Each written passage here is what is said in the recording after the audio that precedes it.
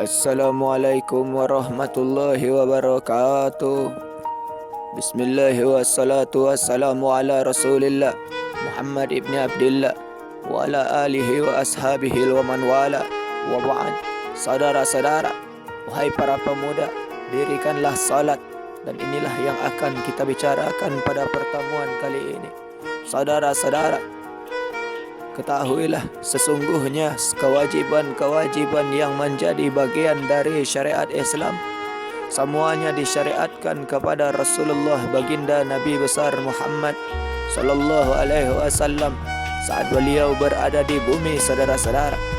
Kecuali satu kewajiban yang diwahyukan kepada beliau setelah beliau menembus lapisan-lapisan langit, saudara-saudara.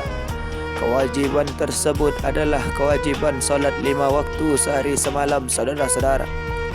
Ketahuilah saudara-saudara, solat diwahyukan kepada beliau tatkala beliau telah menempuh perjalanan hingga langit ke-7, saudara-saudara.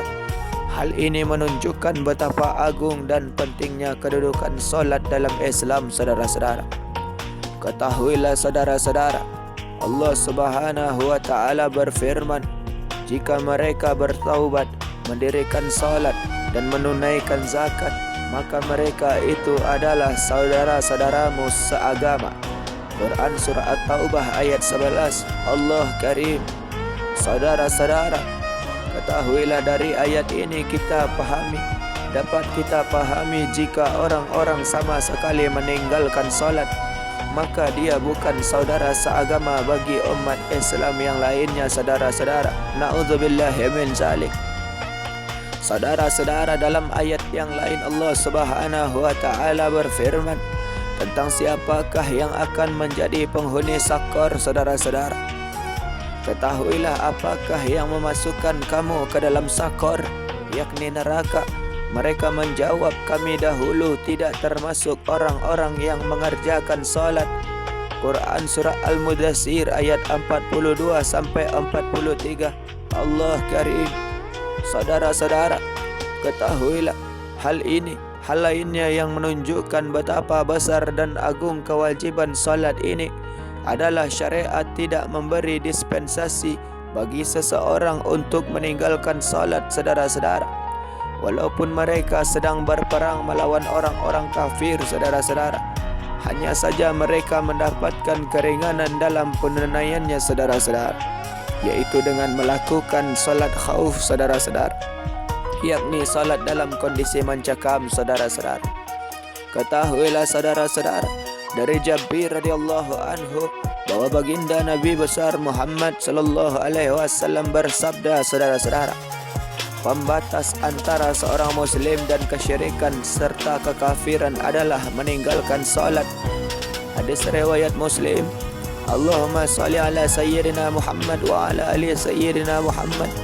Saudara-saudara, ketahuilah dan diriwayatkan pula oleh Imam Ahmad juga Ashabus Sunan dari Buraidah radhiyallahu anhu bahwa baginda Nabi besar Muhammad sallallahu alaihi wasallam bersabda, saudara-saudara, perjanjian antara kami dan mereka, yakni orang kafir, adalah salat, saudara-saudara. Barang siapa meninggalkannya maka dia telah kafir, saudara-saudara. Hadis riwayat Ahmad, Tirmizi, An-Nasa'i dan Ibnu Majah. Allahumma salli ala sayyidina Muhammad wa ala ali sayyidina Muhammad.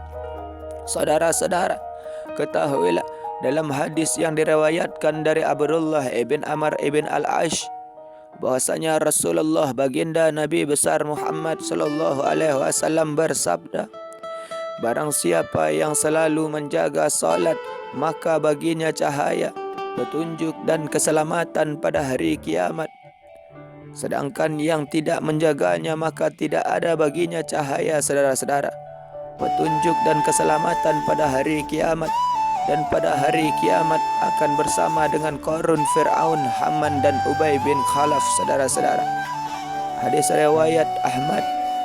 Allahumma salli ala sayyidina Muhammad wa ala ali sayyidina Muhammad. Na'udzubillahi min zalik.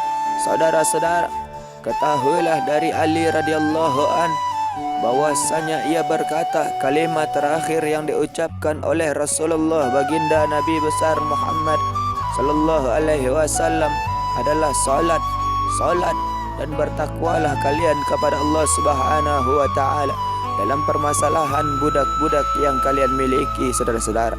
Hadis riwayat Ahmad. Allahumma salli ala sayyidina Muhammad wa ala ali sayyidina Muhammad. Saudara-saudara, begitu intens dan ketatnya syariat dalam permasalahan solat ini, saudara-saudara, menunjukkan pentingnya solat dalam syariat ini, saudara-saudara.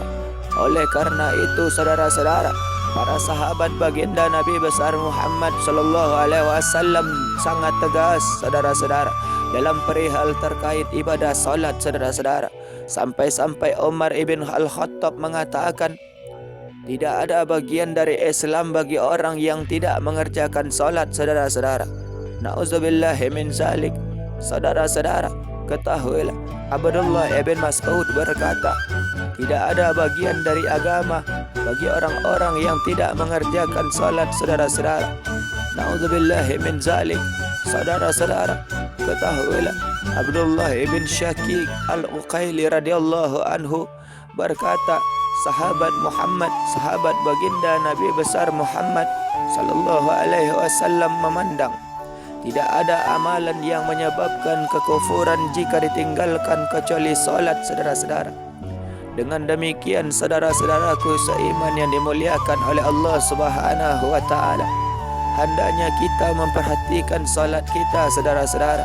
Hendaknya kita bersungguh-sungguh memacu diri-diri kita untuk menunaikan rukun Islam yang agung ini, saudara-saudara. Ia adalah tiang yang menyebabkan berdirinya bangunan agama seseorang, saudara-saudara. Semoga Allah Subhanahu wa taala memberi kita taufik dalam menjaga solat-solat kita, saudara-saudara. Amin amin Allahumma amin. Saudara-saudara, lalu Abdullah ibn Umar radhiyallahu anhu meriwayatkan bahwa Rasulullah baginda Nabi besar Muhammad sallallahu alaihi wasallam bersabda, saudara-saudara, Islam dibangun atas 5 perkara, yaitu yang pertama, bersaksi bahwa tidak ada sesembahan yang benar untuk diibadahi kecuali Allah Subhanahu wa taala, dan bersaksi bahwa baginda Nabi besar Muhammad sallallahu alaihi wasallam adalah utusannya. Saudara-saudara, yang kedua, mendirikan salat. Yang ketiga, menunaikan zakat, saudara-saudara. Yang keempat, naik haji ke Baitullah bagi yang mampu, saudara-saudara. Yang kelima, berpuasa di bulan Ramadan, saudara-saudara. Hadis riwayat Muslim. Allahumma salli ala sayyidina Muhammad wa ala ali sayyidina Muhammad. Saudara-saudara, ketahuilah hadis ini menerangkan tentang mulianya kedudukan solat dalam Islam, saudara-saudara. Keagungan solat juga bisa kita ketahui bahawa 5 waktu yang kita kerjakan dinilai 50 kali solat oleh Allah Subhanahu wa taala, saudara-saudara. Setelah kita mengetahui kedudukan solat dan betapa agungnya solat dalam Islam, saudara-saudara, mari kita saksikan realita kondisi kaum muslimin dalam mendudukkan solat pada diri mereka, saudara-saudara. Ketahuilah, saudara-saudara, banyak di antara saudara-saudara kita umat Islam tidak solat berjamaah di masjid bersama kaum muslimin lainnya, saudara-saudara. Mereka mendengar azan dikumandangkan, saudara-saudara, iqamah ditegakkan, saudara-saudara, bahkan suara bacaan ayat Al-Quran yang dilantunkan oleh imam, saudara-saudara. Namun mereka tidak solat bersama kaum muslimin, saudara-saudara. Mereka disibukkan dengan kegiatan dan aktivitas dunia mereka, saudara-saudara. Sayang sekali, saudara-saudara, umat Islam meninggalkan solat berjamaah di masjid, saudara-saudara. Padahal pahala yang Allah Subhanahu wa taala sediakan untuk mereka sangatlah besar, saudara-saudara. Ketahuilah, saudara-saudara, kondisi lainnya ada sebagian umat Islam yang mengerjakan solat keluar dari waktunya, saudara-saudara. Dan ini termasuk dosa besar yang harus dijauhi, saudara-saudara. Ketahuilah, saudara-saudara, Allah Subhanahu wa taala berfirman, saudara-saudara, maka datanglah sesudah mereka pengganti yang jelek, saudara-saudara, yang menyia-nyiakan salat dan memperturutkan hawa nafsunya, saudara-saudara. Maka mereka kelak akan menemui kesesatan, saudara-saudara. Quran surah Maryam ayat 59, Allah Karim.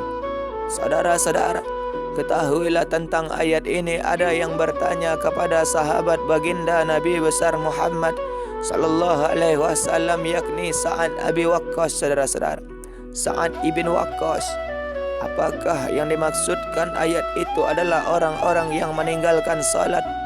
Sa'ad menjawab, jika mereka meninggalkan salat sama sekali, maka mereka telah keluar dari Islam. Saudara-saudara, na'udzubillahi min zalik.